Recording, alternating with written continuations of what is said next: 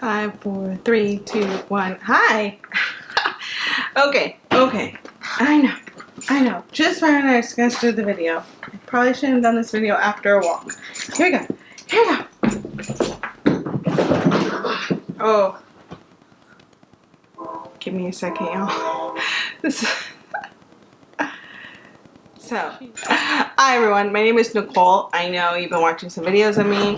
My hair was longer, I cut it, and then there's probably a video after this with my hair long again because I'm like shooting these in bulk. But yeah, welcome to my channel. So on my channel I do a lot of travel and book related content. If you are new here, if you clicked on it because you're interested in Trusted House Sitters, we'll get into that. But if you are new here, I'm about to do a year abroad starting in October of 2025. So this is why there's a lot of like moving and travel content right now. Okay. Also, if you hear background noise, it's because it's quite warm. I'm in the Bay Area. It's September. It's a little bit warm. In the place I'm housing at, it's 2 levels. So downstairs is very cool, but upstairs it's quite warm. And I just finished going for a walk, so a little warm. All right, so let's get into this. I have been doing Trusted House Sitters for about a month. By the time this video comes out, it will be a month and a half or 2 months. And I decided I'll just give like my Trusted House Sitters review tips, things along those lines. Again, also if you hear noise, it's the sliding door is open, so you're gonna hear a lot of street noise, and the dog I'm sitting is playing with her toys right now. So, all right. So for about 2 months, August and September, my husband and I, we decided to come back up to the Bay Area. We were living in LA for about almost 4 years.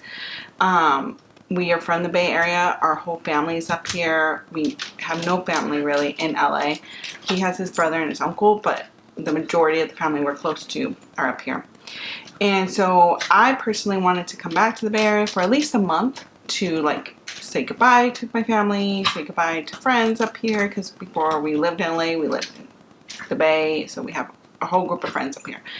And then we decided, well, let's give ourselves 2 months, because there was a lot of like just family things we need to do, and it didn't really make sense to be in LA and coming up every other weekend. So we were just like, let's put everything in storage and start. Now, I wanted to try Trusted House Sitters while we were still in the States so I could get the sense of it before I go abroad and use it in another country. So I was like, let's try it while we're here. When we're not house sitting, we'll be with family. So it'll work out perfectly. It's not like we desperately need a place to stay. We're going to try it out. Sorry. So that's why I decided to do Trusted House Sitters. Okay. So like I said, by the time I'm recording this video, I'll be doing it for a month. By the time you guys will see this video, I'll be doing it for about a month and a half, 2 months. So far, great experiences. Like nothing horrendous. Pets were great. Owners were great. The only thing that I would say is like some houses were like more, I don't want to say cleaner, but like, yeah, cleaner or better decorated than other homes. But for the most part, every place has been really lovely, and the pets have been really lovely. If you don't know what Trusted House Sitters is, if you decide this will be your first video to learn more about it, is that it is a membership based platform. So it's a website, there's an app, you pay, I want to say $150 something. I will put somewhere how much we paid.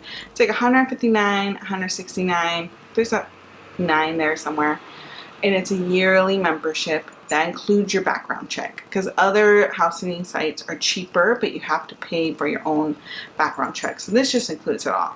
So house sitters and pet owners both have to go through this, and then you go online, you put in the dates you're looking for a place, where you're looking, and seeing if there's any opportunities there, and then you send like a message to the owner. It's basically an application, and you can see if they pick you or not. If they decide to go with you, they'll probably do like a Zoom call or a FaceTime call, and then they'll like pick you. The problem with Trusted House Sitters, like one of the problems, is not not everyone plans so far in advance. So let's say you know you're going somewhere 6 months from now, like on vacation, and you want to do trusted house sitters, you have to sort of wait until like 2 months before you go to really see if there's going to be more places as you get closer to that date, because not everyone, again, plans ahead. All right, so here are my top like five tips for trusted house sitter. All right, number one, know your bandwidth. I know it's exciting to think of like, oh, you're getting a place for free to stay, but you are watching someone's pet. So you need to know your bandwidth. How how difficult of a pet can you watch, and also how many pets can you watch. Some of these house sitting opportunities I would see would say like 2 dogs, a cat, and 2 chickens. There's no way I could do that. I have no experience taking care of chickens. I didn't want that to be my first experience, so I didn't apply for those. And if there was like multiple pets, they had to be like different age range, because I can't have like a bunch of like newborn puppies. That's like so much energy. So really knowing your bandwidth before you apply for these places. 2, really look at the photos of the places you're gonna stay, because granted it is a free place, whatever, but you know, is it gonna be a comfortable place for you to stay at? Like, because a lot of times, at least where we've stayed, at least 2 times we've slept in like the only bedroom. So like if you think about the master bedroom, so the bedroom that the pet owner sleeps in, right? They usually put new sheets on, new pillows, all of that for you, but it is their bed, right? It's their space. So really looking at the photos and seeing like if it's a comfortable place for you to like work and live at and just be. All right, number 3, more often than not, especially in the States, I know that there's other like countries that are a little bit have more public transit, but at least where I've been in the States, you need a car, because more often than not, if you have a pet, especially a dog, you are going to live a little on the outskirts of sometimes some of these bigger cities, and so you have a little bit more space so you can have your pet. And a lot of these places aren't super close to public transit, so you're going to need a car. It's not like you have to drive their pet around, but just to get to the place. Like at least I know at least the first 2 places we stayed at were in like Sonoma County area. So like if you look at San Francisco and you just go 1 hour north, 2 hours north, you know, you're getting to really beautiful Marin County, and it's just like so like there's a lot of trees and it's all nature. There's no possible way you could get there on public transit. It would be a pain in the ass. So you definitely need a car. So tip number 3, need a car. Unless you know for sure there's public transit, like you got to make this work for you. Like currently where I'm staying at in the Bay, I could take public transit. It would be a good walk, and if you are traveling, you're living a very digital nomadic life and you have like your suitcase and all that, you know, just account for that, because you'll be having to walk with all that. The dog, she likes to hide underneath the couch. I don't know why. They said that's one of her favorite hiding spots. I think it's maybe because it's cool, to be honest. Number 4, ask very like timely like questions in regards to like care and time. A lot of pet owners give really great description of like how to take care of the house, how to take care of the pet, you know, how to feed their pet, if their pet's taking medicine, how many times they go for a walk, if they need to go outside to use the restroom, all of that. My number 1 question that I ask, that because no one seems to put it in their documents, is how long can their pet be by themselves? Because my husband and I, you know, we would like to go out for dinner. We want to go grocery shopping. Maybe we're doing something with our friends. Like yesterday, we went to go see Shakespeare in the park in the afternoon. So how long can their pet be by themselves? And luckily, most of the pets we've taken care of can be by themselves for like up to 6 hours. Longer if need be, but you know, we're not gonna be doing like this big day trip where we're gonna be gone. It's just I like to just know how long can they be by themselves, especially if the pet owner is leaving really early that day to travel, and you're getting there that same day, but you can't get there like that early, right? You can't get there at like 6 a.m. So you want to know, like, okay, what's the latest I can get there so your pet's comfortable? That way it works for you. And then the second question I like to ask is what time the pet owner will be back, because again, they don't put that in their little catalog that they leave at home. Just that way it gives my husband and I a better idea of like how much cleaning we need to do the night before, or do we have time that day, the day of, to like get some cleaning done. So I like to ask questions around like logistics, because for the most part they do tell you how to feed their pet, how to maybe water their plants. And this isn't a tip, this is just like a little caveat. You are in someone's home, so leave it the way you found it. So this particular place we're staying at was quite clean and quite tidy. So I would definitely be like wiping down the counters, taking out all the trash, just making sure the bathroom looks neat. We're not messy people, but just leaving it how we found it. Another house we stayed at wasn't like that neat, so I think we actually did a really good job keeping it pretty clean, because it wasn't that like tidy, but it was like it was definitely a family home, and so there's like kids and stuff, so you know, like not like families can't be tidy, but there were just more people in the house. So again, leaving the home the way you found it, and also just giving a really long description when you leave of the things that you did, the days that maybe you did water the plants, so that way they can be mindful of when they need to water the plants. So all of that. That's not really a tip, that was sort of tangent, but it turned out to be another tip. And do read the guide. They usually send the guide as a Google Doc. They usually have it printed out for you at the home, which is very helpful. So that way, if you are traveling from overseas or anywhere, you don't have to like try to quickly connect on Wi-Fi to read the document. Like, I love it when they have it printed out. And so if they're going to be gone for more than a week or so, they will ask you, because you're staying there, hey, can you take out our garbage recycle bins these days? Can you make sure you water our plants? They shouldn't ask you to do like intense cleaning. You shouldn't be having to clean windows and like, you know, doing yard work or anything like that. You just want to just think about it like for yourself. Like if you were traveling, what are like the little things that just need to get done, so that when we come back home, like the house is like pretty clean. All right.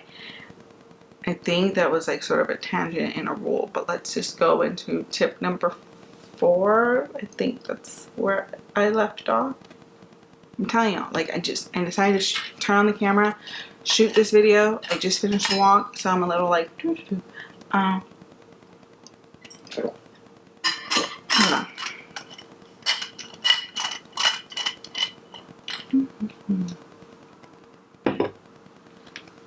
Alright, number 4. Luckily, the places we've been doing Trusted House Sitters, my husband and I, again, we grew up in California. We know these towns very well, so we know how to get around. But if you are doing a Trusted House Sitter in a town that you don't know, in a state or country you don't know, I would strongly suggest before you get there to like look up. They'll suggest places to you. Most pet owners will suggest like grocery stores and coffee shops and local restaurants to attend. But if there's particular restaurants and stuff that you like, or grocery stores that you like, I would just do a quick search of like where's the closest grocery store, excuse me, and for us versus the closest like coffee shop. But grocery store in particular, because a lot of these house owners, because they are traveling, may not always have a lot of food in their fridge, because I know that's what Nick and I do. We don't like to leave too much because we don't want it to go bad, or they might have food that we just don't eat. So you will be still going to buy your own groceries while you are here, so it may just be really helpful for you to figure out where's the closest grocery store, right? And then also look up any other places that you want to see, and so that way and that's also probably why you need a car, right? Because that way you can go get your groceries. All right, so that was tip number 4. And number 5, you know what? You are taking care of someone's pet. So like, take care of them. Don't just like feed them or whatever. Like, play with them, cuddle with them, because the pet is probably going through a lot of like, my pet owner is gone and they're missing their parent, if you will. So just give them as much love as possible. Side note, one of the questions I do like to ask, and this is usually in the guide, I personally, as much as I love animals, I don't like sleeping with pets. I don't even like sleeping with my own pet. I always need them to sleep elsewhere. I don't like pets in my bed. So I like to make sure that their pet is comfortable sleeping elsewhere and not the bed. And most of, like pretty much the whole time we've done these house sitters, dogs can sleep in their kennels.